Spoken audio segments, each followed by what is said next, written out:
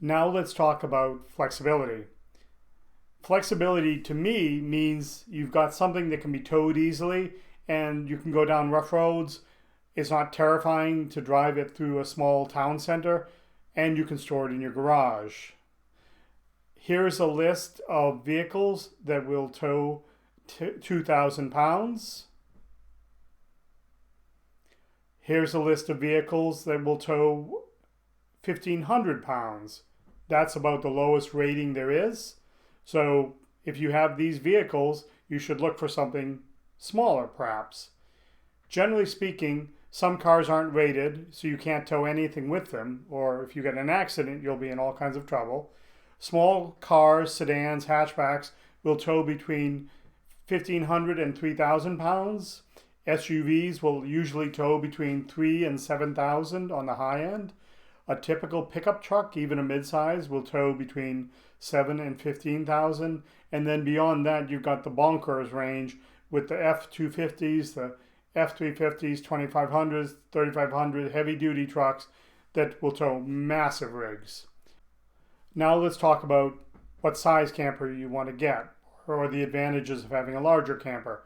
A larger camper will let you sleep more people. Smaller campers are lighter, they'll fit in the garage, and they're often way more aerodynamic. The smallest of these are the little teardrops, and they sleep one or two adults.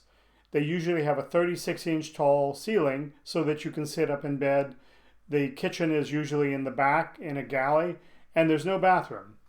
The next is the mid-height camper, and that gives you 60 inches inside, 5 feet. So you can crouch around and you can sit at a dinette. This is a nice compromise because they can squeak into being under 7 feet tall and fitting in your garage. That also means they're lighter. Some of them have a very ingenious hatch system that lets you stand up. The Cricket, the Mantis, and the Meerkat. Sometimes the kitchens are inside and they'll have a minimal bathroom if they have one at all. Then there's the almost standing. That gives you around 69 inches so you can move around. It pushes what will go in a normal 7-foot garage, though there are 8-foot garages. It uses tricks like drop axles and lowered floor pans, which hurt the clearance because they're usually about 6 inches off the road.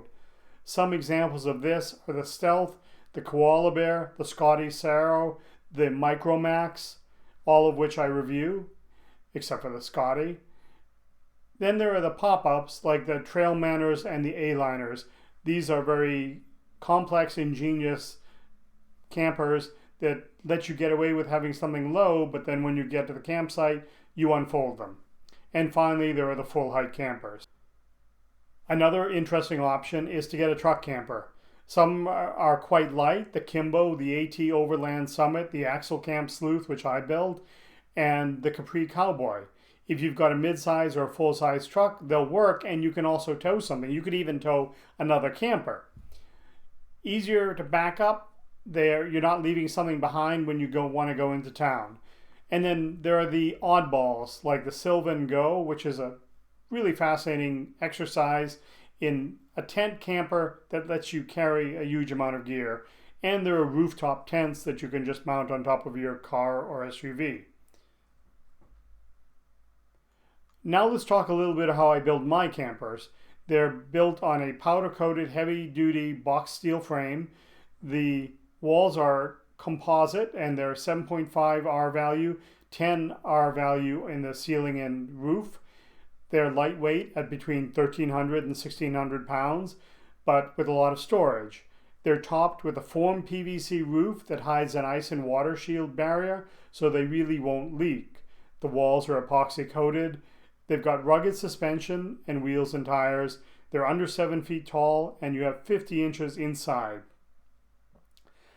Available are hatches that will allow you to stand up inside, and there are kitchens and outdoor showers available, as well as off-grid heating and power cooling systems. Hope you enjoyed this video. Thank you.